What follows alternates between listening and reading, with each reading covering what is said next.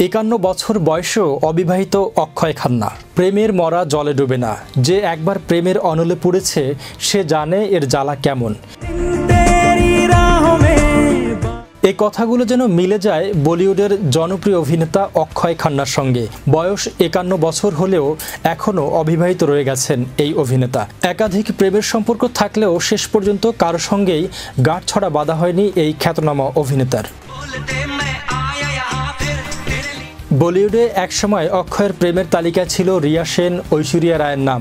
তবে সবচেয়ে বেশি চর্চায় ছিল তার সঙ্গে অভিনেত্রী কারিশমা কাপুরের প্রেম। বলিপাড়ার গুঞ্জন একসময় কারিশমার সঙ্গে গভীর সম্পর্কে জড়িয়েছিলেন অক্ষয়।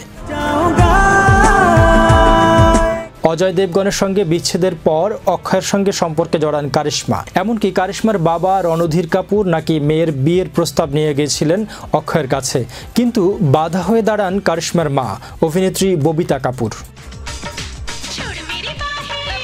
সে সময় কারিশমা বলিউড ক্যারিয়ারের শীর্ষে। ববিতার মতে বিয়ের পর মেয়ে অভিনয় ছাড়তে বাধ্য হবে, এই আশঙ্কাতেই তিনি সম্পর্কের বিরুদ্ধে অবস্থান নেন। আর সেই বিরোধ থেকেই অক্ষয় কারিশমার প্রেমের ইতি ঘটে। কারিশমা সম্পর্কে জড়ান অভিষেক বচ্চনের সঙ্গে, যদিও বাগদান পর্যন্ত গড়ালেও শেষ পর্যন্ত সেই সম্পর্ক ভেঙে যায়। এরপর 2003 সালে কারিশমা বিয়ে করেন দিল্লির শিল্পপতি সঞ্জয় কাপুরকে। এক দশকেরও বেশি সময় তাদের দাম্পত্য জীবন স্থায়ী হলেও 2016 সালে আনুষ্ঠানিকভাবে বিচ্ছেদ হয় এই দম্পতির। এদিকে একাধিক প্রেমের গুঞ্জনের পরও আজও অবিবাহিত অক্ষয় খান্না। বলিউডে নিজের অভিনয় দক্ষতা দিয়ে জায়গা করে নিলেও ব্যক্তিগত জীবনে তিনি রয়ে গেছেন একা।